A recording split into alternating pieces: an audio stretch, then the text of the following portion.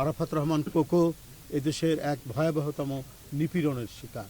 তার যদিও সে মৃত্যুবরণ করেছে, আপাত দৃষ্টিতে মনে হবে যে স্বাভাবিক, এটা স্বাভাবিক মৃত্যু ছিল না, বরং কষ্ট, দুঃখ, বেদনা সহ্য করতে না পেরে তাকে পৃথিবী থেকে চলে গেছে। আমরা কবর জিয়ারত করলাম। এক দুঃসময়ে, এক ক্রান্তিকালে আরাফাত রহমান কোকো পৃথিবী থেকে চলে গিয়েছেন। যখন দেখেছে টেলিভিশনের পর্দায় তার মাকে নিপীড়ন করা হচ্ছে, গুলশানের চেয়ারপারসনের কার্যালয়ে অবরুদ্ধ করে রাখা হয়েছে, চারিদিকে ব্যারিকেড দেওয়া হয়েছে, কাঠের ট্রাক, বালির ট্রাক দিয়ে, তারই ভিতরে এদেশের কোটি কোটি মানুষের অত্যন্ত সম্মানিত, শ্রদ্ধেয়, সমর্থিত নেত্রী, দেশনেত্রী বেগম খালেদা জিয়াকে সেখানে গোলমরিচের গুঁড়া এবং টিয়ার গ্যাসের ধোঁয়ায় সেখানে বন্দি করে এবং যে ধরনের নিপীড়ন করা হয়েছে, এটি দেখে সন্তান হিসাবে এবং অসুস্থ সে নিজেকে আর সামলাতে পারেনি।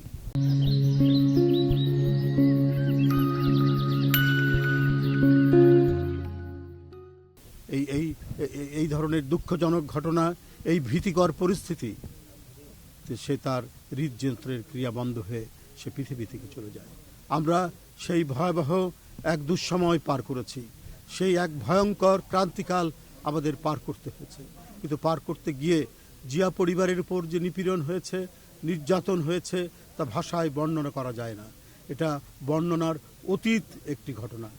জিয়াউর রহমান এবং বেগম খালেদা জিয়ার জ্যেষ্ঠ পুত্র তারেক রহমান, তাকে আগেই তাদেরই আন্দোলনের ফসল 111-এর সরকার, তাকে শারীরিকভাবে নিপীড়ন, নির্যাতন করা হয়েছে।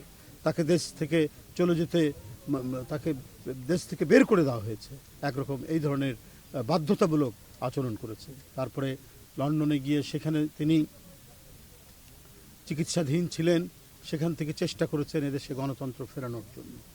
আপনারা জানেন, তাকেও আইন করে তার কথা বলা বন্ধ করেছিল শেখ হাসিনা। সে যাতে ফিরতে না পারে তাই একের পর এক মিথ্যা মামলা দিয়ে সাজা দিয়ে যাচ্ছিল। মানে নিপীড়নের এমন কোনো ধারালো অস্ত্র নেই যেটা জিয়া পরিবারের উপর সেটা নামিয়ে নিয়ে আসা হয়নি। দেশনেত্রী বেগম খালেদা জিয়া, তার জ্যেষ্ঠ পুত্র তারেক রহমান এবং আরাফাত রহমান কোকো কেউ শান্তিতে এবং নিজ গৃহে বসবাস করতে পারেনি। এই বিষাক্ত পরিবেশ সেই সময়ের ফ্যাসিবাদের দোসর এবং তার যে প্রধান প্রতিভূ, তারা এইটি করেছে। আল্লাহর অশেষ রহমত, অন্যায় করলে, অবিচার করলে, বেইনসাফি করলে তারা যে আল্লাহর বিচারের মধ্যে পড়ে, সেটা তার প্রমাণ 5ই আগস্ট যে সমস্ত কিছু ফেলে দিয়ে তাকে দেশ থেকে চলে যেতে হয়েছে।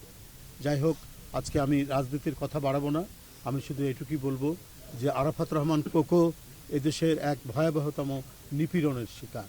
তার যদিও সে মৃত্যুবরণ করেছে, আপাত দৃষ্টিতে মনে হবে যে স্বাভাবিক, এটা স্বাভাবিক মৃত্যু ছিল না, বরং কষ্ট, দুঃখ, বেদনা সহ্য করতে না পেরে তাকে পৃথিবী থেকে চলে গেছে।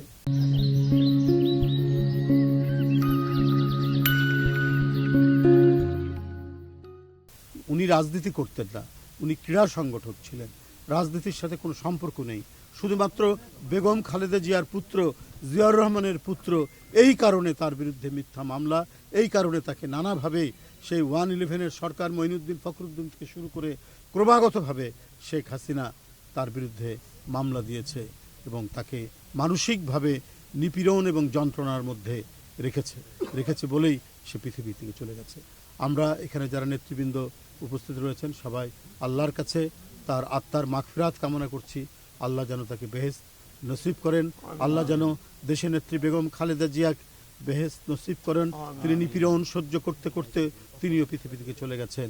আল্লাহ আমাদের এই দলের প্রতিষ্ঠাতা, যার চিন্তা, দর্শন এবং আদর্শ নিয়েই আমরা যাতে চলতে পারি, সেই শহীদ রাষ্ট্রপতি জিয়াউর রহমানের আমরা আত্মার মাগফিরাত কামনা করছি। আমরা সুস্থতা কামনা করছি আমাদের দলের চেয়ারম্যান জনাব তারেক রহমানকে, যিনি বিভিন্ন ধরনের স্বৈরাচারী সরকারের অনিয়ম, নিপীড়ন, নির্যাতন ভোগ করার পরেও দলের যে নেতৃত্ব দৃঢ়তার সাথে, দৃঢ় প্রত্যয়ের সাথে দিয়ে যাচ্ছেন, এই জন্য আমরা তার দীর্ঘ হায়াত দারাজ কামনা করছি। তিনি দীর্ঘায়ু হন এবং এদেশের জাতীয়তাবাদী শক্তি, দেশপ্রেমিক শক্তি এবং স্বাধীনতা সার্বভৌমত্বে যারা বিশ্বাস করে, সেই শক্তির পক্ষে তার যে অটুট নেতৃত্ব, সেই নেতৃত্ব যাতে তিনি দিয়ে যেতে পারেন।